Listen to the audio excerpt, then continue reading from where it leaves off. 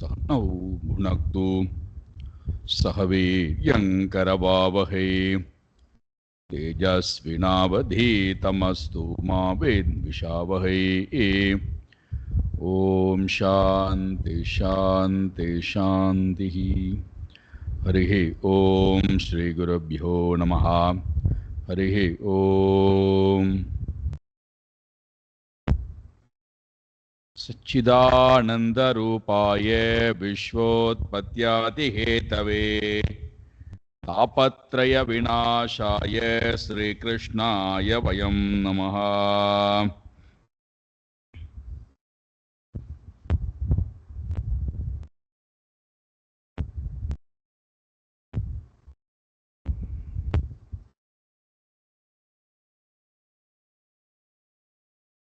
தயிர்பானையானது உடைக்கப்படுகிறது.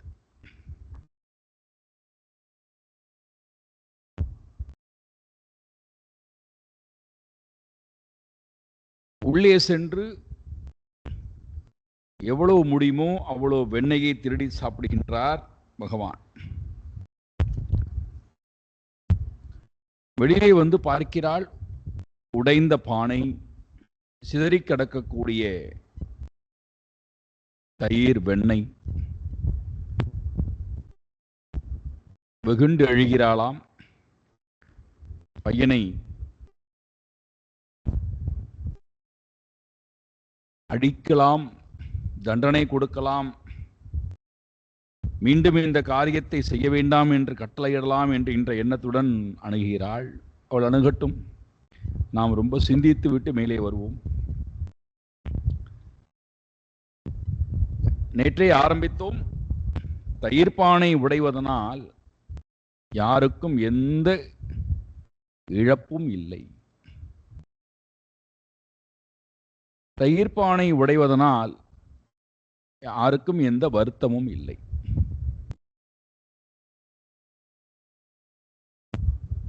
தயிர்பானை உடைவதனால்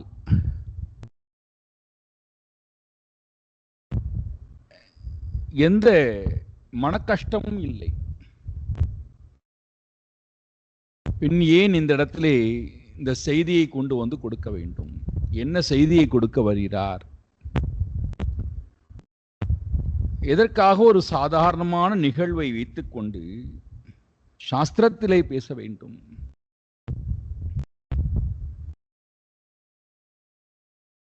ஒவ்வொன்றாக சிந்திப்போம்.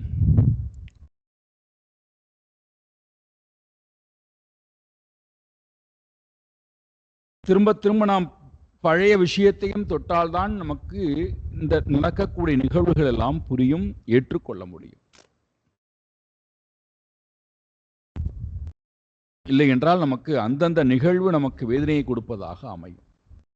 எனக்கு ஏன் இது நடந்தது, எனக்கு ஏன் இப்படி நடக்கிறது, நாம திரும்ப திரும்ப கேட்கிறோம் அல்லவா? ஒரு வாழ்க்கை பிரயாணம் என்பது தொடர்ச்சியாக நடக்கக்கூடிய நிகழ்வுனுடைய வெளிப்பாடுதான். அதுல நேற்றும் சேருகிறது, முந்திய நாளும் சேருகிறது, முந்திய பிறவிகளும் சேருகிறது.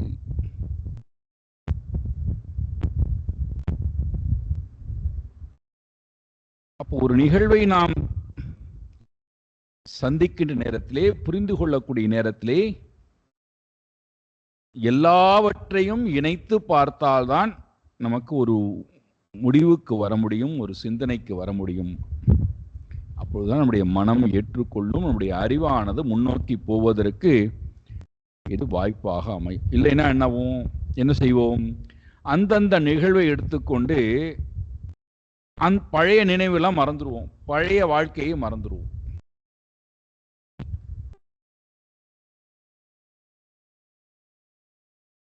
ஒவ்வொரு நிகழ்வும் முந்திய நிகழ்வுடன் தொடர்புடையவை. ஒவ்வொரு வாழ்க்கையும் முந்திய வாழ்க்கையினுடன் தொடர்புடையவை. நமக்கு வரப்போகின்ற பிறப்பும் இந்த பிறவியினுடைய தொடர்ச்சியாகத்தான் இருக்குமே தவிர புதிதாக ஒன்றும் அமையாது. பாருங்களேன், படிப்பறிவே இல்லாத ஒரு முட்டாள் தாய் தகப்பனுக்கு 1330 குறள்களையும் சொல்லக்கூடிய ஒரு குழந்தை வருகிறது. இன்றைக்கு நாம் பார்க்கிறோம், இந்த லோகத்திலேயே நாம் பார்க்கிறோம். 1330 குறளையும் எப்படி கேட்டாலும் சொல்லுகிறது, அதனுடைய அர்த்தத்தையும் சொல்லுகிறது. தலைகீழே கேட்டாலும் சரி, மேலிருந்து கீழே கேட்டாலும் சரி, நடுப்பகுதியிலிருந்து கேட்டாலும் சரி, பெயரை சொல்லி கேட்டாலும் சரி, அதிகாரத்தினுடைய பெயரை சொல்லி கேட்டாலும் சரி, அல்லது ஒரு பொருளை சொல்லி அந்த குறளை சொல்லி என்று சொன்னாலும் சரி, எப்படி கேட்டாலும் அந்த பையனுக்கு வயது என்ன? 3 வயது.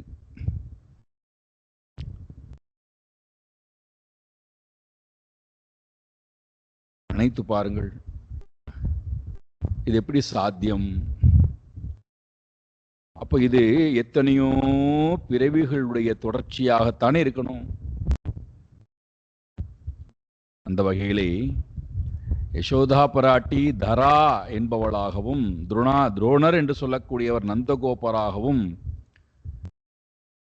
வசுக்களுடைய அஷ்ட வசுக்களுடைய இடத்திலிருந்து வந்திருக்கிறார்கள். இறைவனை வேண்டி வந்திருக்கிறார்கள், இறைவனை அடைவதற்காக வந்திருக்கிறார்கள்.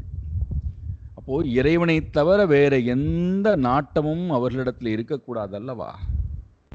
எந்த செயல் செய்தாலும் அவரை நோக்கித்தானே இருக்க வேண்டும், அவரை அடைவதாகத்தானே இலக்கு இருக்க வேண்டும். அப்படி இருக்க எப்பொழுது அவரை இலக்காக வைக்காமல் உலகத்தை சத்தியம் என்று உலகத்தை இலக்காக வைக்கிறார்களோ, அப்பொழுது அந்த இடத்திலே இறைவன் அவர்களுக்கு இந்த அறிவை கொடுப்பதற்காகவும், இவர்களுக்கு அந்த பொருளின்பால் இருக்கக்கூடிய பற்றை எடுப்பதற்காகவும், உலகமானது மித்யா, நான் சத்தியம் என்பதை காட்டுவதற்காகவும்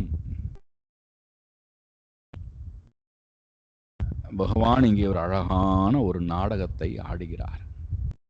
அதுல முதல் நாடகம் என்னடான்னா, எது இவர்களுடைய அறிவை அபகரித்து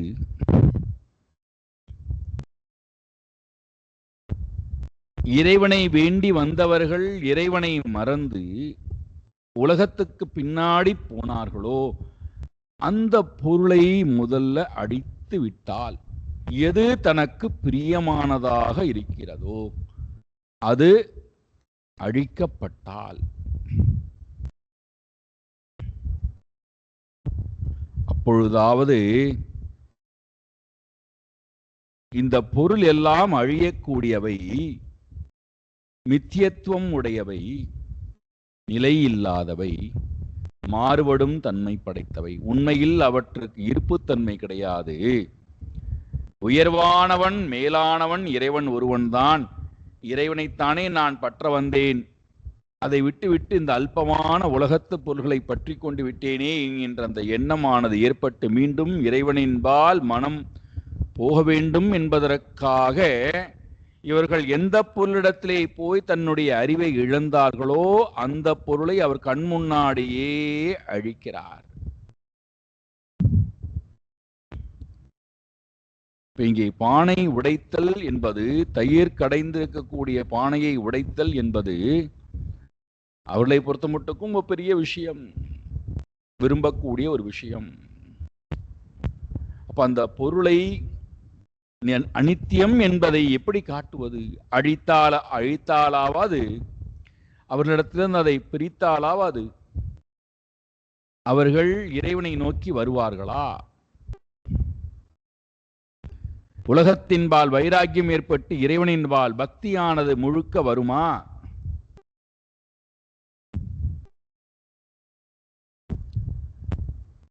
எந்த பொருளோடும் நாம் உறவாட வேண்டாம் என்று சொல்லவில்லை. எந்த பொருளும் நமக்கு விரோதியும் அல்ல. ஏன்னா எல்லாம் பகவானால் படைக்கப்பட்டவை. அதனால எந்த பொருளும் விரோதமும் அல்ல, எந்த பொருளும் நமக்கு நன்மையை கொடுக்கக்கூடியதும் அல்ல. எந்த பொருளும் நம்மை மோகிக்க வைக்காது, நம்மை சோகம் அடைய வைக்காது, நம்மை பந்தப்பட வைக்காது, நம்மை பயம் கொள்ள வைக்காது. காரணம் அது பகவானுடைய படைப்பு. பின்னே என்னிடத்திலே எல்லா தோஷமும் இருக்கிறதே என்றால் நான் ஒரு படைப்பை என்னுடைய அறிவை கொண்டு படைத்திருக்கிறேன் தவறாக. அதுதான் இங்க இப்போ நமக்கு கஷ்டத்துக்கு காரணமே. என்னுடைய மனம் ஒரு உலகத்தை படைத்திருக்கிறது. அந்த உலகமானது சத்தியம் என்கின்ற எண்ணத்துடன் இருக்கு. இறைவன் என்னை பொறுத்த மட்டுக்கும், இந்த மனதை பொறுத்த மட்டுக்கும் இறைவன் மித்யா, ஜெகத் சத்தியம். இறைவன் சத்தியமானவர் என்றால் இறைவனுடைய உலகமும் சத்தியம்தான். அதுல எந்த மாற்று கருத்தும் இல்லை. இதைத்தான் வைஷ்ணவ சம்பிரதாயத்தில் என்ன சொல்கிறார்கள்? எப்படி நீ ஜெகத்தை மித்தியான்னு சொல்லுவாய்? இறைவனால் படைக்கப்பட்ட உலகம் அல்லவா, அதை எப்படி நீ மித்தியான்னு சொல்லுவாய்? ஆகையினாலே நாங்கள் ஏற்றுக்கொள்ள மாட்டோம்னு வாதம் செய்கிறார்கள். உண்மைதான். இறைவனால் படைக்கப்பட்ட உலகம் மித்தியாவாக இருக்க முடியாது, சத்தியம்தான். ஆனால் நான் ஒரு உலகத்தை தோற்றுவித்திருக்கிறேன் என்னுடைய அறியாமையினாலே, அகங்காரத்தினாலே, விருப்பு வெறுப்பினாலே, வாசனையின் காரணத்தினாலே நான் ஒரு உலகத்தை பார்க்கிறேனே, அந்த உலகம் இறைவனால் படைக்கப்பட்ட உலகத்திடத்திலிருந்து வேறானதாக இருக்கிறது. அதனாலதான் அந்த உலகத்துல இறைவனால் படைக்கப்பட்ட உலகம் இருக்கு, நான் படைத்த உலகமானது ஒன்று இருக்கு. இந்த உலகத்தினுடைய தன்மையிலிருந்து நான் இறைவனால் படைக்கப்பட்ட உலகத்துக்கு போகும்போது பொருந்த மாட்டேன்னு சொல்லுகிறார்.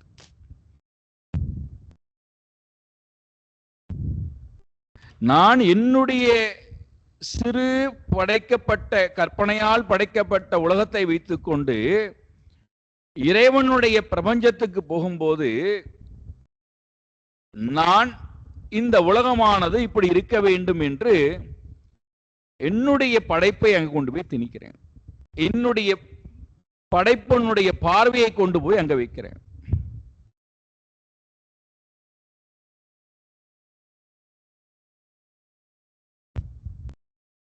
இறைவனால் படைக்கப்பட்ட உலகம் இறைவனுக்காகத்தானே இயங்க வேண்டும். அது இறைவனுக்காக இயங்கிக் கொண்டே இருக்கு. அது சட்டையே பண்றதில்லை. நான் ஒரு உலகத்தை படைத்து அந்த உலகத்தை இறைவனுடைய உலகத்தோடு கொண்டு போய் இணைத்து, நீ எனக்கு இப்படி கொடு, நீ இப்படி எனக்கு வாழ், நீ எனக்கு இப்படி செய், நீ எனக்கு ஏன் இப்படி செய்கின்றாய், நீ ஏன் இப்படி வா, எனக்காக வாழாமல் இருக்கின்றாய். அது இறைவனுடைய உலகம். அது எப்படி எனக்காக வாழும்? அது எப்படி எனக்கு மடிந்து கொடுக்கும்? அது எப்படி எனக்கு சேவகம் புரியும்?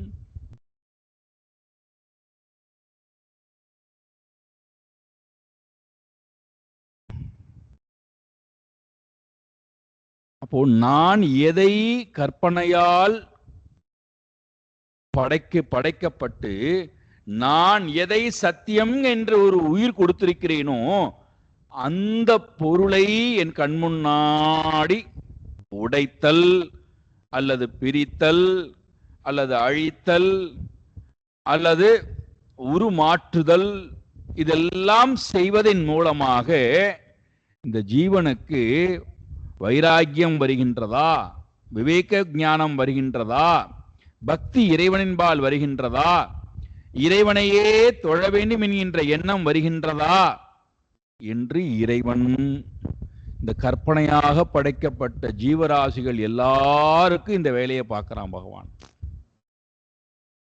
ஒருவேளை என்னுடைய தேடுதல் இறைவனாக இருந்தால் அப்போ இந்த முயற்சியானது இறைவனால் எடுக்கப்படும். நான் எதையெல்லாம் கற்பனையாக தோற்றுவித்துக் கொண்டு சத்தியம் என்று சொல்லக்கூடிய ஒரு உலகத்தை தோற்றுவித்து அதிலே மயங்கி கிடைக்கின்றேனோ அந்த மயக்கத்திலிருந்து என்னை எடுக்கணும். பாருங்கள், நீங்க பட்டினத்தார் பகவானையே சதா தொழுது கொண்டிருந்தவர்.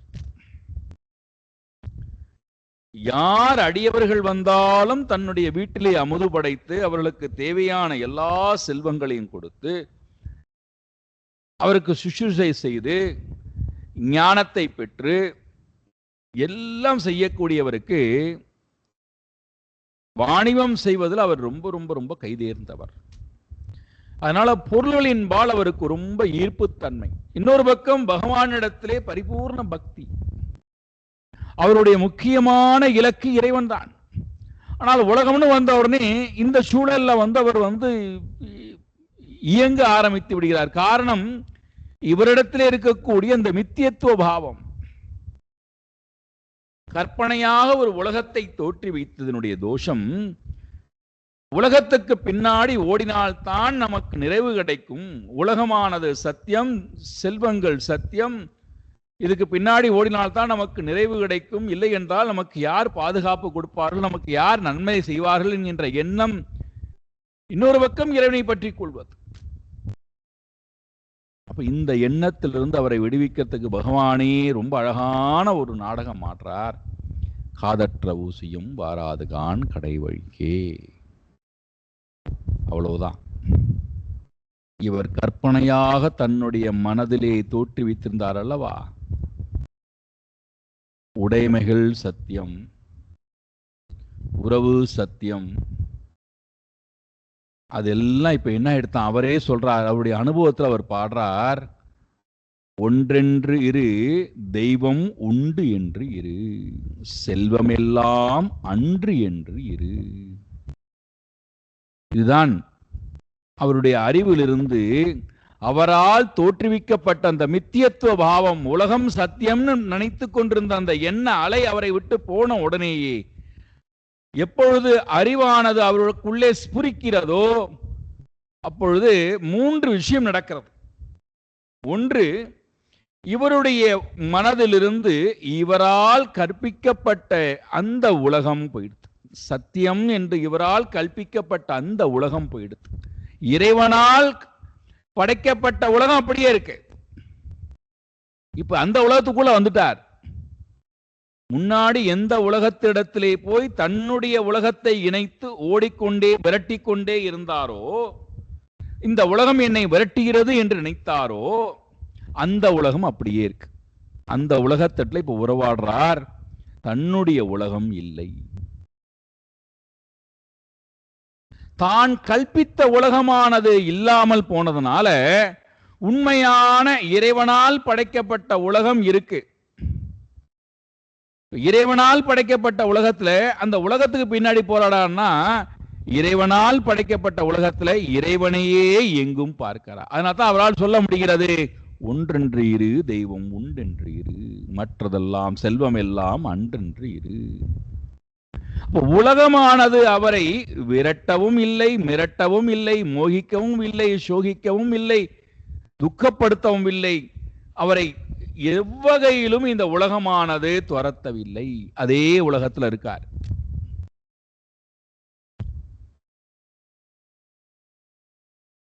அப்ப முதல் நன்மை, மனதில் இருக்கக்கூடிய என்னால் கற்பனையால் தோற்றுவிக்கப்பட்டிருக்கக்கூடிய அந்த உலகம் வெளியேற வேண்டும். அந்த உலகத்திலிருந்து நான் வெளிவந்தே ஆக வேண்டும். அதற்குத்தான்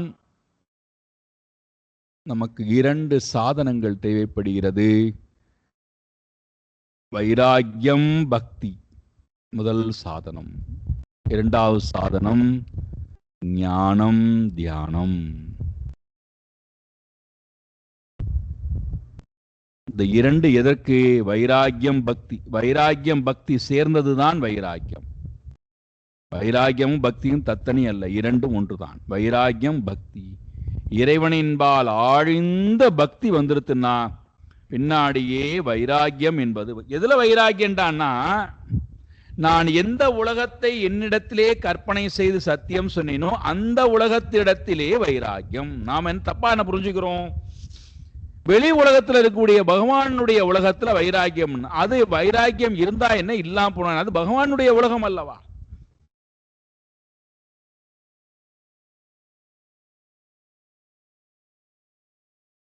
பகவானுடைய உலகம் நமக்கு எந்த வகையிலும்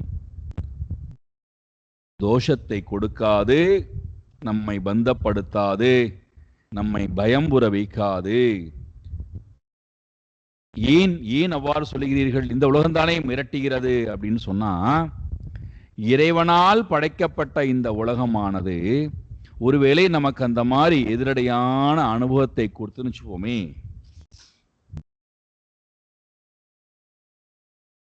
நம்மால இந்த உலகத்திலும் சந்தோஷமாக வாழ முடியாது, உலகத்திடத்திலிருந்து எந்த அனுபவத்தையும் பெற முடியாது, உயர்ந்த இலக்காக இருக்கக்கூடிய இறைவனையும் நம்மால் நினைத்து கூட பார்க்க முடியாது, அடைய முடியாது. ஆனா இந்த உலகமானது ஒரு பல்கலைக்கழகமாக இருக்கிறது. திறந்த வெளி பல்கலைக்கழகம். இந்த உலகத்துல நான் படிப்பதற்காக வந்திருக்கிறேன், என்னை படிப்பதற்காக வந்திருக்கிறேன். புஸ்தகத்தை வச்சு படிக்கிறது அல்ல படிப்பறிவு. இந்த உலகம் எனக்கு நிறைய விஷயங்களை கற்றுக் கொடுக்கிறது. எதை நோக்கி நீ வாழ வேண்டும், எப்படி வாழ வேண்டும், எந்த தன்மையுடன் வாழ வேண்டும், எதையெல்லாம் நீ விட வேண்டும், நாடக்கூடாது, எதையெல்லாம் நீ விட்டால் சந்தோஷமாக இருப்பாய், இதெல்லாம் எனக்கு கற்றுக் கொடுக்கக்கூடிய அழகான ஒரு திறந்த வெளி பல்கலைக்கழகம். இங்க நான் மாணவனாக படிக்க வந்திருக்கிறேன். நான் மாணவனாக இருந்தால், சிஷ்யனாக இருந்தால், குருவாக எனக்கு நிறைய கற்றுக் கொடுக்கப்படி. பாருங்கள், பின்னாடி பார்க்க போறோம். தத்தாத்திரேயருக்கு உலகமே குருவாக இருந்திருக்கிறது. எல்லோரும் குருவா இருக்கிறார். அப்போ இந்த உலகம் என்பது நமக்கு கற்றுக் கொடுக்க இருக்க இறைவனால் படைக்கப்பட்ட உலகமே தவிர நம்மை காயப்படுத்துவதற்காகவோ, நம்மை மோகிக்க வைப்பதற்காகவோ, நம்மை பந்தப்படுத்துவதற்காகவோ, நம்மை பயமுற வைப்பதற்காகவோ, நம்மை சம்சார சாகரத்திலே நம்மை அழித்து வைப்பதற்காகவோ படைக்கப்படவில்லை. அப்படி படைக்கப்பட்டிருந்தால் அப்பேற்பட்ட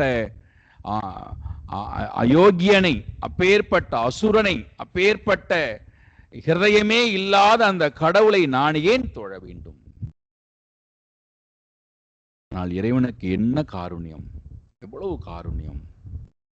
என்னை அவனுடன் சேர்த்து கொள்ள வேண்டும் என்பதற்காக இந்த உலகத்தை படைத்ததோடு மட்டுமல்லாமல் என்னை எப்பொழுதுமே அவனோடையே வைத்துக் கொள்ள என்பதற்காக நிறைய அனுபவங்களை கொடுக்கிறார்.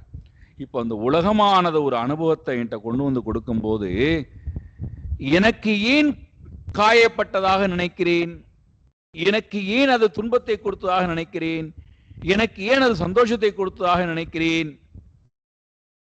அது என்னுடைய உலகத்தினுடைய தோஷத்தினால், என்னுடைய உலகம் அந்த உலகத்தோட பொருந்தாமையினால்.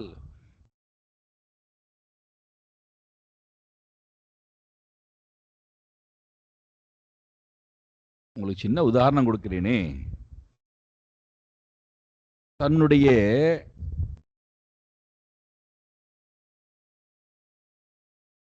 நடிகர், நடிகை, தன்னுடைய பிரியமான நடிகர், கதாநாயகன், அந்த கதாநாயகனை இவர்கள் விரும்புவதற்கு காரணம், ஒவ்வொரு திரைப்படத்திலும் தன்னுடைய நடிப்பாற்றலின் மூலமாக தன்னுடைய அந்த பாத்திரத்தை மெழுகேற்றிக் கொண்டே போய் அதை தன்னுடைய ரசிகர்களிடத்திலே மனதிலே பொருத்துதல். அதனால இந்த ரசிகர்களுக்கு அந்த கதாநாயகன் வந்தாலே என்னுடைய கதாநாயகன் இப்படித்தான் நடிப்பார், அவரை அப்படியே பார்த்து பார்த்து இவனுடைய மனதிலே ஒரு கற்பனை கதாபாத்திரத்தை தோற்றி வைத்துக் கொண்டு விட்டான். இவர் இப்படித்தான் நடிப்பார், இப்படி இதுக்கு மேல் நடிக்கவே தெரியாது, இவரை நான் இந்த கதாபாத்திரத்திலேயே ஏற்றுக்கொள்கிறேன், இவரை இதுக்கு மேல நான் பார்க்க விருப்பப்படவில்லை. அவரோ கதாநாயகன். எந்த கதாபாத்திரம் கொடுத்தாலும் நடிக்கக்கூடிய ஆற்றல் படைத்தவர். அவர் என்ன பண்றார், ஒரு வித்தியாசமான ரசிகர்களுக்கு ஏற்றுக்கொள்ளப்பட முடியாத ஒரு கதாபாத்திரத்தில், அருமையான கதை நிறைந்த கதாபாத்திரத்தில் நடிக்கிறார்.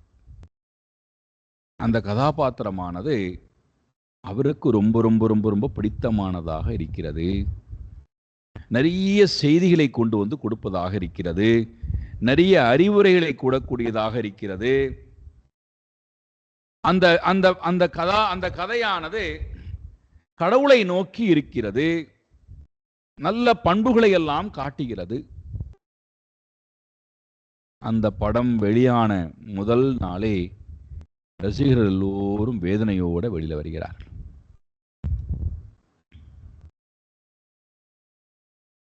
ஏன்? இவர்கள் மனதில் ஒரு கற்பனை கதாபாத்திரமானது ஓடிக்கொண்டிருக்கு.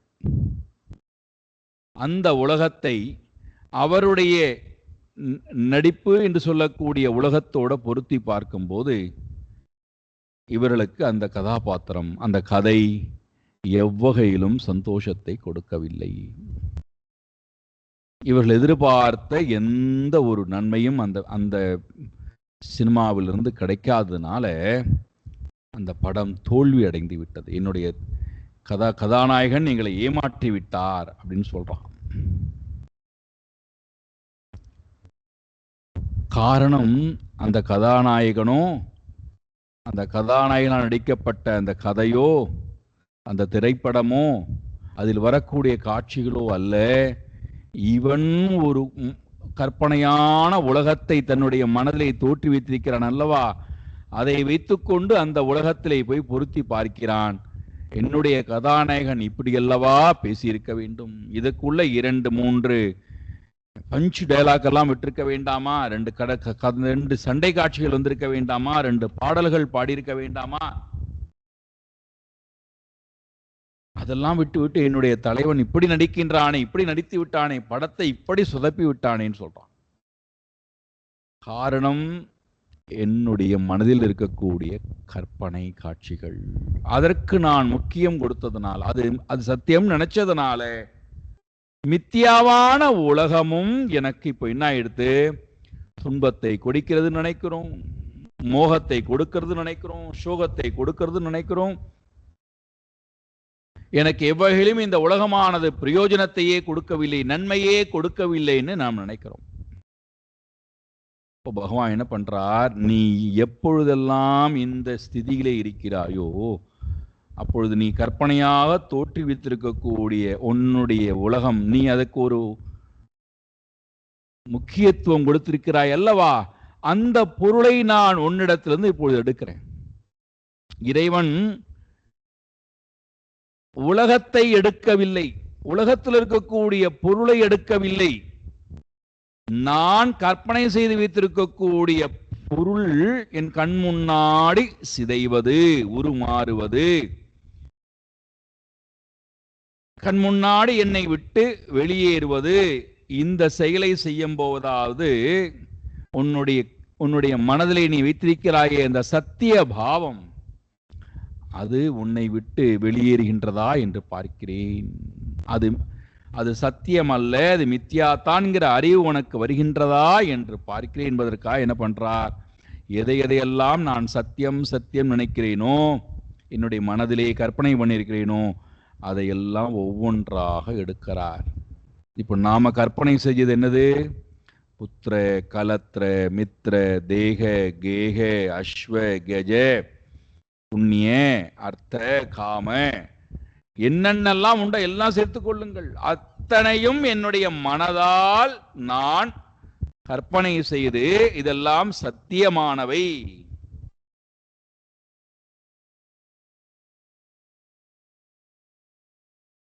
அப்ப இப்பேற்பட்ட வாழ்க்கை உடையவர்களுக்கு, சத்தியமான பாவம் உடையவர்களுக்கு சத்தியமான பக்தி வராது, சத்தியமாக இருக்கின்ற இறைவனை அறிவால் நாடுவதற்கு தகுதி என்பது வராது. அப்புறம் எங்கிருந்து பகவானை நான் நிதித்தியாசனம் செய்வது? எங்கிருந்து நான் சமாதிக்கு போவது?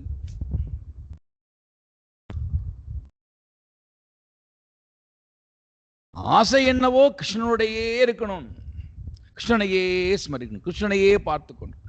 ஆனா என்னுடைய உலகமானது ஒன்று இருக்கிறதே, அது என்னை விட்டு வெளியேறாத வரை, அந்த உலகத்தை நான் தூக்கி எறியாத வரை.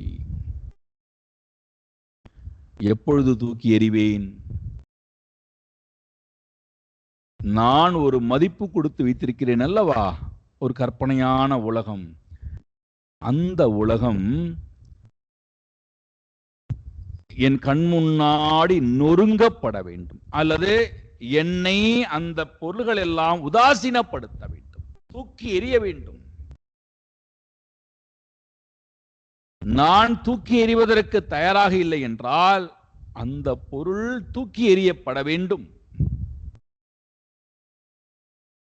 பையனால், உறவுகளால், கணவனால், மனைவியால், திருடர்களால், ராஜாவால், வியாதியால், வயோதிகத்தால், யமனால், எல்லா வகையிலும் அந்த நான் கற்பனையாக தோற்றுவித்திருக்கக்கூடிய மித்யா உலகம் சத்தியம் நினைக்கிறேன் அல்லவா. இந்த லோகம் லோகம் லோகம்னா என்னது?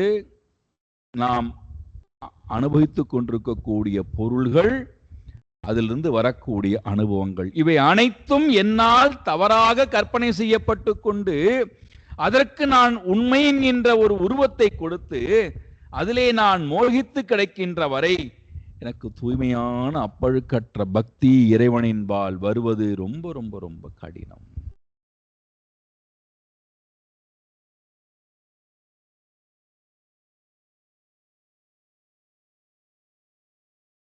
அப்ப என்ன பண்ணுவது?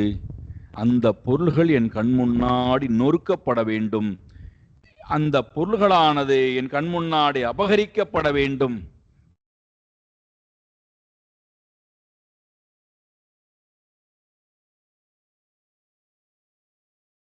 அந்த பொருளானது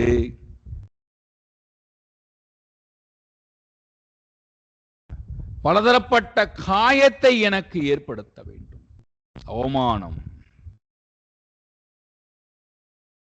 இன்சொல்கள், அதன் மூலமாக எனக்குள்ளே நான் இந்த தவறாக கல்பிதம் பண்ணியிருக்கிறேன் அல்லவா, அதற்கு ஒரு சத்திய பாவத்தை வேற கொடுத்திருக்கிறேன் அல்லவா. அது இடத்திலே நான் கேட்கணும், இதெல்லாம் நான் சத்தியம் என்று போனேனே, ஆனால் இது எனக்கு ஒரு வகையிலும் சத்தியத்தன்மையை கொடுக்கவில்லையே, எனக்கு எந்த சத்தியமான அனுபவத்தையும் கொடுக்கவில்லையே. அப்ப எது சத்தியம்ங்கிற கேள்வி எனக்கு வரும்போது தானாக மனமானது உண்மையான சத்தியத்தை நோக்கி நகருவதற்கு வாய்ப்பாக அமைகிறது. அப்போ கர்மயோக பக்தி யோகத்தினுடைய சாரம், என்னுடைய மனதிலே நான் தவறாக கற்பனை செய்து வைத்திருக்கக்கூடிய உலகத்திடத்திலிருந்து, இந்த உலகத்திடத்திலிருந்து நாம் வெளியேற வேண்டாம், வெளியேற முடியாது. காரணம், அது இறைவனுடைய உலகம். என்னுடைய கற்பனையான உலகத்திடத்திலிருந்து நான் வெளியேறுவதற்கு இருக்கக்கூடிய முதல் சாதனம்தான் கர்மயோக பக்தி யோக மார்க்கம். அது என்ன செய்கிறது? விவேக வைராக்கியத்தை கொடுத்து மனதிலே பக்தியை ஸ்புரிக்க வைக்கிறது. விவேக வைராக்கியம் வந்தால்தான் அப்பழுக்கற்ற பக்தி இறைவனின்பால் வரும். விவேக வைராக்கியம் நான் பக்தனாக மாறிவிட்டால் நான் இந்த உலகத்தோட உறவாடுவேன். ஆனால் எந்த உலகத்தோட உறவாடுவேன்? நான் கற்பனை செய்த உலகமானது இப்பொழுது மெதுவாக என்னை விட்டு விலகுகின்றது அல்லவா. அப்போ வேறொரு உலகம் உள்ள வந்திருக்கு. அது என்ன உலகம்? அதுதான் நித்திய உலகம், இறைவனுடைய உலகம். அந்த உலகத்தோட நான் உறவாட ஆரம்பிக்கின்றேன், என்னுடைய மனதிலும் சரி வெளி உலகத்திலும் சரி. அப்ப என்ன வராது? இறைவனுடைய உலகத்தோட இந்த உலகத்திலே உறவாடுகின்றன. எனக்குள்ளும் அந்த உலகத்திலும் உறவாடும் போது நம்முடைய மனதுல ஒன்னே ஒண்ணுதான் இருக்கும், வெளியிலும் அந்த ஒன்றுதான் போகும். என்னது? என்னுடைய உள்ளத்துக்குள்ளே காருண்யம் அன்பு மட்டும்தான் இருக்கும், வெளியிலும் அதே அன்பும் காருண்யம் மட்டும்தான் போகும்.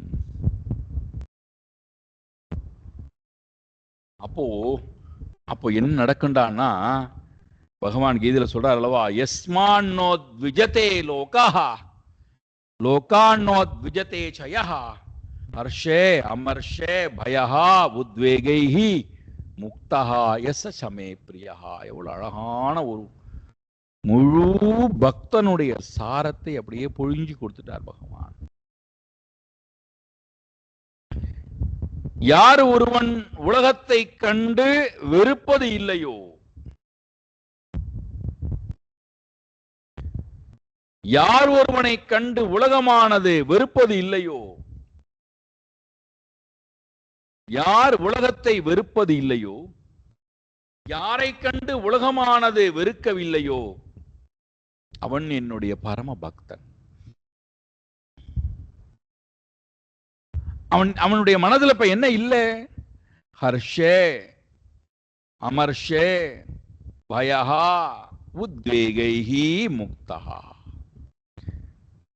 ஹர்ஷம் விருப்பு வெறுப்பிலிருந்து விடுபட்டு விட்டான், அமர்ஷம் பொறாமையிலிருந்து விடுபட்டு விட்டான், பயத்திலிருந்து விடுபட்டு விட்டான், உத்வேகம் பதற்றம் கவலை வேதனையிலிருந்து விடுபட்டு விட்டான்.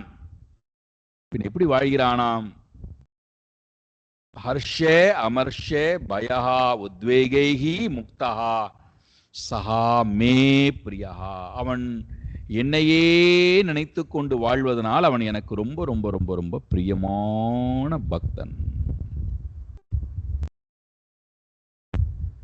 இந்த நிலைக்கு நான் வரணும் என்பதற்காக, யசோதை இந்த நிலைக்கு வர வேண்டும் என்பதற்காக அவள் அதனை கேட்டுக்கொண்டு வந்திருக்கிறாள்.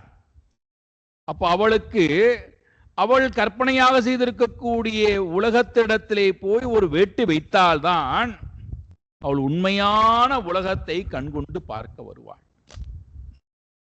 தன் முன்னாடி நித்தியமான பொருள் இருக்க, அந்த பொருள் இப்பொழுது அனித்தியமாக தெரிகிறது. எந்த பொருளானது அனித்தியமோ அந்த பொருளானது இப்போ நித்தியமா தெரிகிறது. இதுதான் அத்தியாசம் என்று சொல்லக்கூடியது.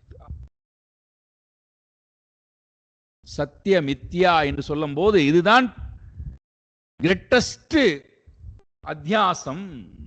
கயர் இருக்க பாம்பை பார்த்தல், பரமாத்மா இருக்க உலகத்தை பார்த்தல்.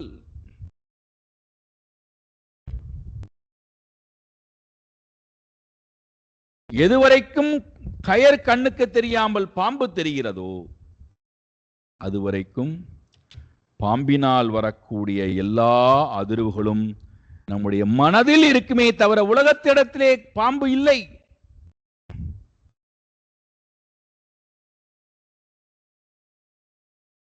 நாம நம்மிடத்திலே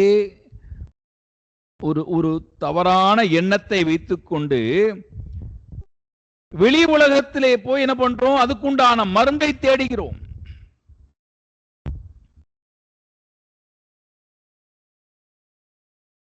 என்ன வேடிக்கை பாருங்கள்.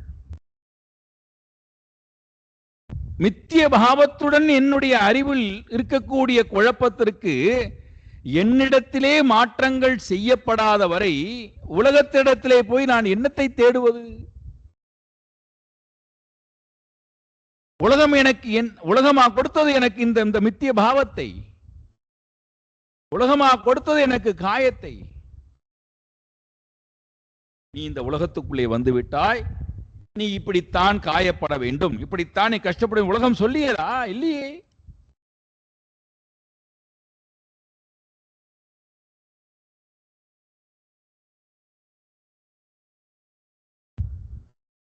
எனக்குள்ளே இருக்கின்ற இந்த தவறான சத்திய மித்யா பாவத்தை நான் நீக்காத வரை சத்தியம் கண் முன்னாடி இருந்தாலும் என்னால் பார்க்க முடியாது, என்னால் அனுபவிக்க முடியாது. கண் முன்னாடி நாராயணன் இருக்கார், குழந்தை ரூபத்தில் இருக்கார். ஆனால் இவளுக்கு கண் முன்னாடி இருக்கக்கூடிய நாராயணன் தெரியவில்லை. மித்யாபாவத்துடன் இவள் கற்பனை செய்து வைத்திருக்கக்கூடிய உலகம் பொருள்கள் கண்ணுக்கு தெரிகிறது. அது அழிக்கப்பட்டு விட்டதே என்கின்ற கோபம் வேற வருகிறது. அதை அழித்து விட்டானே, இவனை என்ன செய்கிறேன் பார் என்கின்ற வெறுப்பு வருகிறது நமக்கு வருவதை போல.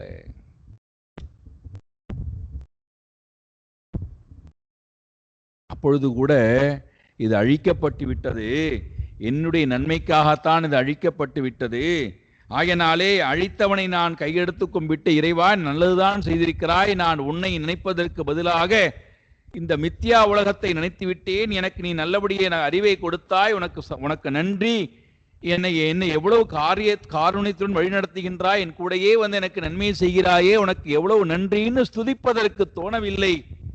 காரணம் என்னுடைய மனதில் இருக்கக்கூடிய மித்யாபாவம். மாறாக வெறுப்பு வருகிறது.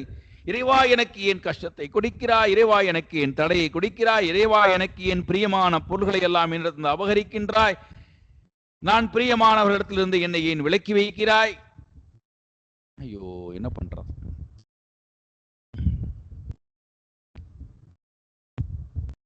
சத்ரௌ மித்ரௌ புத்ரௌ பந்தௌ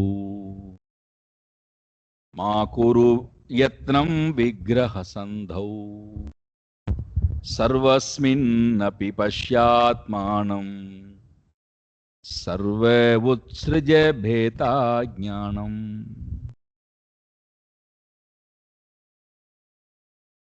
இறைவனை எங்கும் பாரப்பா, ஏன் நேரத்தை விரயம் செய்கிறாய்? சத்ரௌ மித்ரௌ புத்ரௌ பந்தோ என்று ஒருவனிடத்திலே உறவாடுகிறாய், ஒருவனை வெட்டி வீழ்த்துகிறாய், ஒருவனிடத்திலே முகத்தை காட்டுகிறாய், ஒருவனிடத்திலே பல்லை காட்டுகிறாய். எதற்கு இதெல்லாம் செய்து கொண்டிருக்கிறாய்? நேரத்தை ஏன் விரயம் செய்கிறாய்? சர்வஸ்மின் அபி பஷ்யே ஆத்மானம் பஷ்யே, எல்லாரிடத்திலும் எல்லோரிடத்திலும் அந்த நாராயணனையே பாரேன், பார்க்க பழகேன். பேத பாவத்தை தூக்கி எறி. சத்தியம் கண்முன்னாடி இருக்கே, சத்தியத்தை விலக்கி வைத்துவிட்டு மித்யாவை பார்க்கும்போது பகவான் பார்க்கிறார், நீ மித்யாவுக்கு இவ்வளவு மரியாதை கொடுக்கிறாயா, அப்போ அதை நான் உடைக்கிறேன் பார். அப்பொழுதாவது நீ சத்தியத்துக்கு வராமல் வருவாயா என்று பார்க்கிறேன். ஆனால் நமக்கு என்ன வருகிறது? நாம் ஒரு உலகத்தை தோற்றுவித்ததுனால அந்த உலகம் அழிந்து விடக்கூடாதுன்னு நினைக்கிறோம், நித்தியமா இருக்கணும்னு நினைக்கிறோம், எப்பொழுதுமே எனக்கு மாறாத சுகத்தை கொடுக்கணும்னு நினைக்கிறோம், என்னை விட்டு அது விலகி போய்விடக்கூடாதுன்னு நினைக்கிறோம். யாராவது அதை என்னிடத்திலிருந்து எடுப்பதை போல கேட்பதை போல இருந்தால் கோபப்படுகிறோம், பயம் கொள்கிறோம். இதெல்லாம் என்னுடைய கற்பனையினால் வந்த விளைவே தவிர இறைவனால் படைக்கப்பட்ட உலகத்திடத்திலும் இருந்தும் அல்ல, இறைவனிடத்திலும் இருந்தும் அல்ல.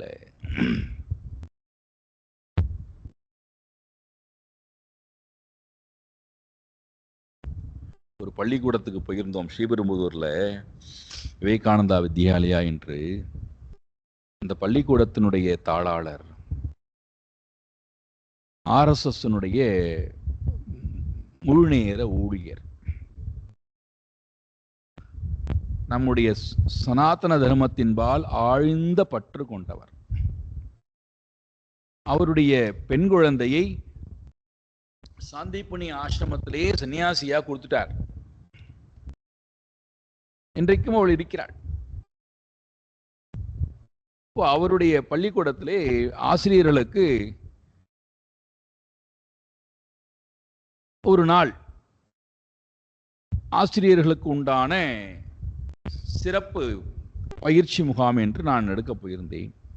எல்லாம் முடிந்து விட்டது. காலையில் 9 சாயங்காலம் 4 மணி வரை இந்த முகாமானது நடைபெற்று முடிந்து நாங்கள் எல்லோரும் புறப்பட்டு சென்னைக்கு வருகிறோம். அவர் வாசல் வரைக்கும் வழி அனுப்ப வருகிறார். அப்போ அவரிடத்துல இந்த வாகனத்துக்கும் கொஞ்சம் பணம் கொடுங்களேன் அப்படின்னு கேட்குறோம். அவர் ஏற்கனவே நிறைய தானம் கொடுத்துட்டார். 10,000மோ 15,000மோ என்னமோ நிறைய தானம் கொடுத்தார். இந்த வாகனத்துக்கு பணம் சேர்த்த உடனே அவர் ஒன்றுமே மறுப்பே தெரிவிக்கல, கொண்டு கொடுத்தார். அப்போது நாங்கள் சொல்கிறோம், இது நாங்கள் ட்ரஸ்ட்டில் சொல்லணும், அதனால தான் உங்கள்கிட்ட கேட்குறோம். அந்த பணம் உங்கள்கிட்ட இருந்தா என்ன, என்னிட்ட இருந்தானே, அது நல்ல காரியத்துக்கு பயன்படக்கூடிய பணம் தானே, அது யார்கிட்ட இருந்தால் என்ன?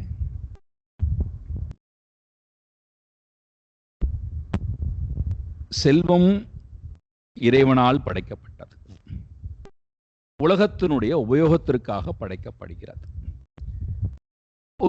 ஒரு பொருளை வாங்குவதற்கு அந்த பொருள் பயன்படுகிறது, அந்த செல்வம் பயன்படுகிறது. அப்போ ஒருத்தர்கிட்ட ஒரு பொருள் இருக்கு, இன்னொருத்தர்கிட்ட அந்த செல்வம் இருக்கு, அதை கொடுத்து அந்த பொருளை வாங்கிக்கிறார். இப்போ ஒருவர்கிட்ட இருந்த பணம் இவர்கிட்ட வந்திருக்கு, இவர் என்ன பண்றார், அந்த பணத்தை வச்சு இன்னொரு பொருளை வாங்குறார். அப்போ இந்த பொருள் என்பது உலகத்துல உருண்டு கொண்டே இருக்கு. பொருள் அங்கேயே தான் இருக்கு, பணமும் அங்கேயே தான் இருக்கு. பணமும் இறைவனால் படைக்கப்பட்டது, பொருளும் இறைவனால் படைக்கப்பட்டது. நம்முடைய உபயோகத்திற்காக அவை வைக்கப்பட்டிருக்கு.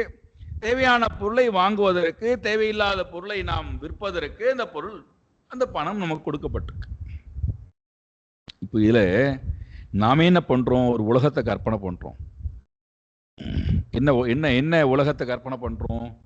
இது செல்வம் சத்தியம், செல்வம் தான் எனக்கு நிரந்தர இன்பத்தை கொடுக்கும், செல்வம் தான் எனக்கு பாதுகாப்பை கொடுக்கும், செல்வம் தான் என்னுடைய எல்லா குறைகளையும் நிவர்த்தி செய்யும்.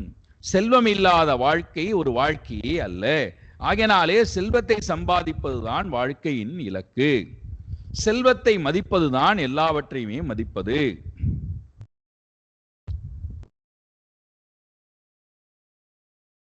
இந்த கற்பனை நம்மால் தோற்றுவிக்கப்பட்டு நாம் என்ன பண்றோம், வெளி உலகத்தில் இருக்கக்கூடிய இறைவனால் படைக்கப்பட்ட பொருள்கள், இறைவனால் படைக்கப்பட்ட செல்வத்தோட கொண்டு ஒப்பிட ஆரம்பிக்கிறோம்.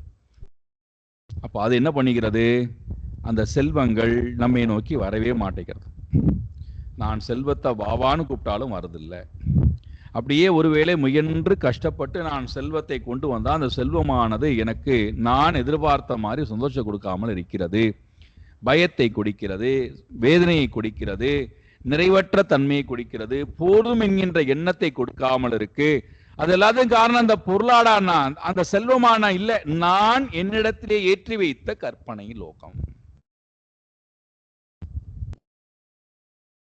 இப்ப அந்த எண்ணம் அங்க அவர்கிட்ட இல்லாததுனால, யார்கிட்ட இருந்தா என்ன செல்வம், இப்போ உன்னிடத்துல இருந்தால் என்ன, என்னிடத்துல இருந்தால் என்ன, இன்னொருத்தன் இருந்தால், குப்பையில இருந்தால் என்ன, அந்த செல்வமானது உபயோகத்திற்காக இருக்கு, அவ்வளவுதான். இதுல என்னுடைய பொருள், உன்னுடைய பொருள், இவ்வளவுதான் நான் தருவேன், இவ்வளவுதான் தரமாட்டேன், அதெல்லாம் நம்முடைய கற்பனை. எப்பொழுது இந்த உலகத்தை நாம் எடுத்து விடுகிறோமோ, நாம் கற்பனையாக தோற்றுவித்த இந்த உலகத்தை எடுத்து விடுகிறோமோ, அப்பொழுது உலகம் நம்மை மிரட்டாது, உலகம் நம்மை காயப்படுத்தாது, உலகம் நம்மை துரத்தாது, உலகம் நமக்கு எந்த வகையிலும் பயத்தை கொடுக்காது, பந்தத்தை கொடுக்காது, நம்மை சோகப்பட வைக்காது. அப்படி வரணும்னா நான் கற்பனையாக தோற்றுவிக்கப்பட்டிருக்கக்கூடிய உலகத்தை முதல்ல அடிச்சு நொறுக்கணும், என்னிடத்திலிருந்து அதை அபகரிக்கணும்.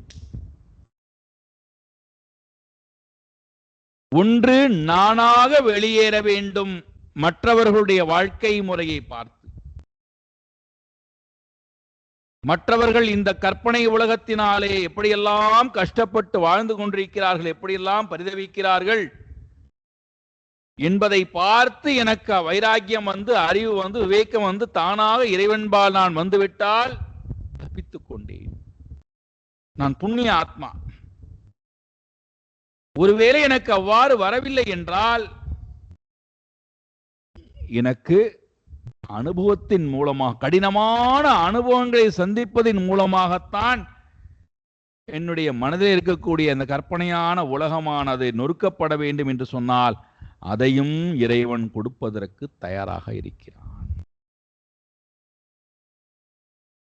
அந்த அனுபவத்தையும் இறைவன் கொடுப்பதற்கு தயாராக இருக்கிறான். அதை நான் ஏற்றுக்கொண்டால் இறைவனுக்கு நான் பரிபூர்ணமாக நன்றி சதா தெரியப்படுத்துவேன்.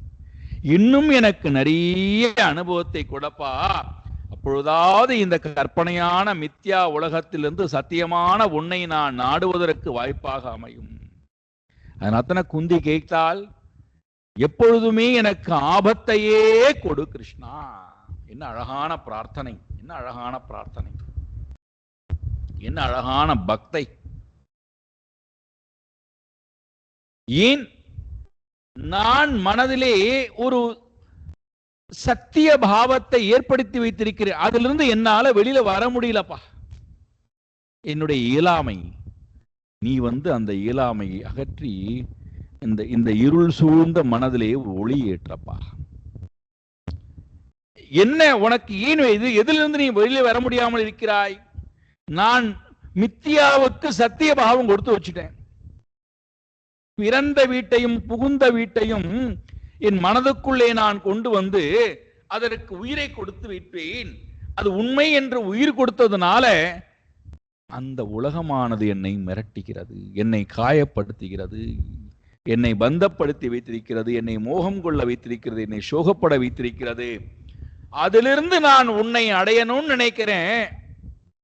அது பெரும் தடையாக, இன்னலாக எனக்கு இருக்கு. அதை தயவு செய்து எடுத்து விடப்பா, தயவு செய்து எடுத்து. என்னுடைய உள்ளம் நதி பிரவாகத்தை போல இடையூறு இல்லாமல் உன்னையே நினைக்கட்டும், உன்னையே நாடட்டும், உன்னையே நாடட்டும்.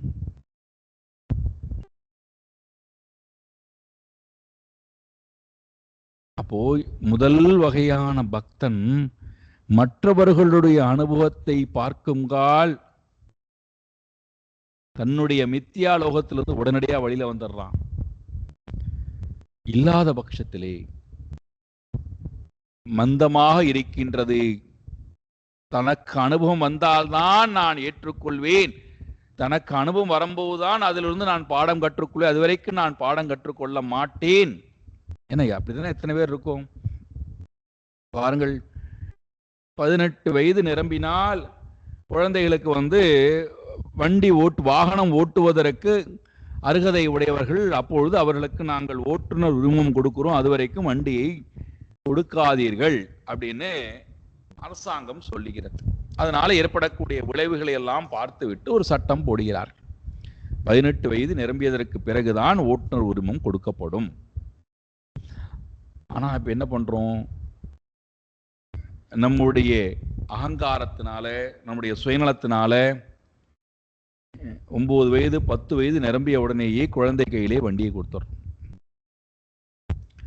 அந்த குழந்தைக்கு வண்டியை எப்படி இயக்குவது, எந்த வேகத்திலே வண்டியை இயக்குவது என்கின்ற அந்த அறிவு இல்லாதனால, ஆர்வக்குளாரில் அந்த குழந்தை என்ன பண்ணுகிறது? எவ்வளவு வேகமாக வண்டியை இயக்கக்கூடாதோ அவ்வளவு வேகமாக வண்டியை இயக்கி போற வரக்கூடிய வீதியிலே போய்கொண்டு வரக்கூடிய மக்கள் மேலே மோதி அல்லது வாகனத்து மேலே மோதி விபத்துக்கள் வருவதை, ஆபத்துக்கள் ஏற்படுவதை, மரணம் ஏற்படுவதை கண்கூட பார்க்கிறோம். இப்போ இந்த அனுபவத்தை ஒரு பெற்றோர்கள் அனுபவிக்கிறார்கள். அப்போ இதை பார்த்து படித்து கேட்கக்கூடிய மற்ற பெற்றோர்களுக்கு அறிவு வரணுமா வேண்டாமா? என் பையனுக்கு எவ்வகையிலும் நான் வாகனத்தை கொடுக்க மாட்டேன். இவர் உடனே சொல்றார், என் பையனுக்கெல்லாம் அப்படியெல்லாம் நடக்காது, என் பையன்லாம் கவனமா வண்டியை ஓட்டுவான், அதனால என் பையனுக்கு நான் வண்டியை கொடுத்திருக்கேன். போய் தனக்கு வந்தால்தான் நான் சிந்திப்பேன், எனக்கு அனுபவம் ஏற்பட்டால்தான் நான் அதிலிருந்து வெளியில வருவேன்னா அது எருமை மாட்டு புத்தி, மந்த புத்தி. தனக்கு அனுபவம் வராத வரைக்கும் நான் மித்தியத்தை சத்தியம் என்று நினைத்து கொண்டு வாழ்வேன், அதுவரைக்கும் நான் வெளியிலே வரவே மாட்டேன் என்றால் என்னுடைய வாழ்க்கை வீணாக வியர்த்தமாவதை யாரும் தடுக்க முடியாது. யசோதா பிராட்டிக்கு இந்த அனுபவத்தை பகவான் கொடுப்பதின் மூலமாக நீ எதை சத்தியம் என்று நினைக்கின்றாயோ அதை அவன் கண் முன்னாடியே போட்டு நொறுக்கிறேன். இப்பொழுதாவது உனக்கு வைராக்கியம் சத்தியமா இருக்கக்கூடிய என்னை நினைப்பாயா, என்னை நோக்கி வருவதற்கு நீ தயாரா இருக்கிறாயா என்று பார்க்கிறேன்னு பகவான் முயற்சி எடுக்கிறார். ஆனால் அந்த புத்து என்ன பண்ணுகிறது? உடைத்த பானையை பார்த்து விட்டு கோபம் கொண்டு மேலும் கிருஷ்ணனிடத்திலே கோபமாக வெகுண்டு எழுந்து, கிருஷ்ணனை நான் தண்டிக்கிறேன் பார் என்று இறைவனை நிந்திப்பதற்காக, இறைவனை தண்டிப்பதற்காக போகிறது. என்ன நடந்தது? சாயங்காலம் பார்ப்போம்.